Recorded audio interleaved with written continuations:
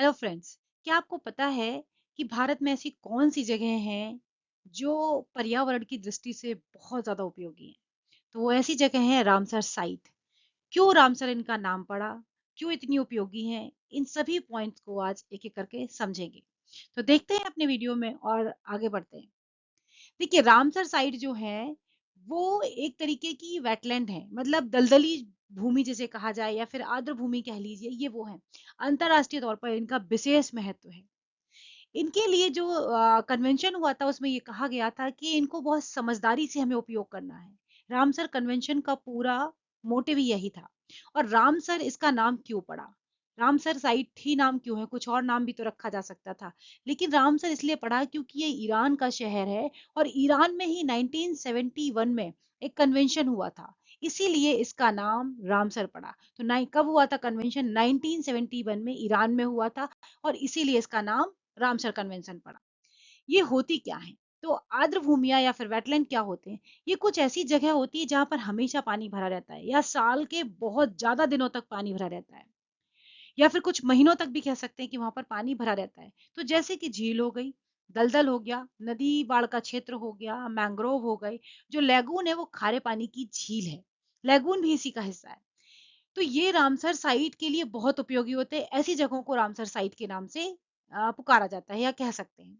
अच्छा, Ramsar site बनाई क्यों जाती है? क्योंकि यहाँ पर बहुत ज्यादा जैव विविधता होती है, यानी कि बायोडाइवर्सिटी यहाँ पर बहुत देखने को मिलती है। और इसीलिए इनकी सुरक्षा के लिए या फिर रक्षा के लिए या संरक्षण के लिए इनको बनाया जाता है। हजारों पंछी हो गए, मछलियां हो गई, उभयचर हो गए, सरीसृप हो गए और पौधे वेटलैंड पर ही निर्भर करते हैं। ये जगह जो है वो कई देशों से आने वाले पक्षी, जैसे कि हो गए प्रवासी पक्षियों का घर भी इसको कहा जाता है। क्यों? साइबेरिया से, मध्य एशिया और यूरोप से आने वाले कई पंछी हर साल भारत में वेटलैंड की तरफ आते हैं। अगर वेटलैंड नहीं रहेंगे तो क्या होगा? इन पंछियों का सारा जीवन चक्र जो है वो प्रभावित हो जाएगा। बाढ़ को रोकना, तो वेटलैंड प्राकृतिक स्पंज की तरह काम करती है। ये क्या करती है? बाढ़ को भी रोकती है। और जमीन का जो स्तर है, जो पानी का स्तर है जमीन में, उसको भी ये भूजल को भी बढ़ाती हैं। मतलब वाटरलैंड क्या करते हैं? धीमे धीमे पानी को, जमीन जो पानी का लेवल है वो उसे अच्छे से मेंटेन रखते हैं। और ये पोल्यूशन को भी कम करती हैं, क्योंकि बहुत सारे ये जो कार्बन है ना उनको अवशोषित कर लेते हैं या फिर यूं कहें एब्जॉर्व कर लेते हैं। तो ये क्या करते हैं? प्रदूषण को भी कम करते हैं। बैटलैंड क्या मतलब और क्या करते हैं? प्राकृतिक फिल्टर की तरह, क्योंकि ये काम करती हैं। कुछ क्वेश्चंस मैंने आपके साथ डिस्कस करे हैं इसमें। आप इनके आंसर बताइएगा।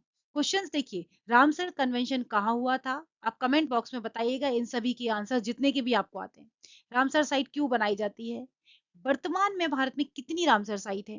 2 फरवरी को कौन सा दिवस मनाया जाता है? भारत की पहली रामसर साइट कौन सी है?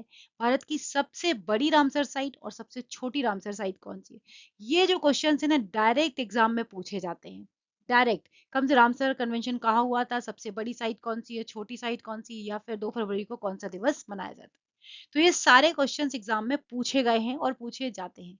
वीडियो अगर आपको अच्छा लगा हो तो प्लीज लाइक करना, शेयर करना। ऐसे और इन्फॉर्मेटिव वीडियो जानने के लिए आप मुझे सब्सक्राइब कर सकते हैं। Bye bye.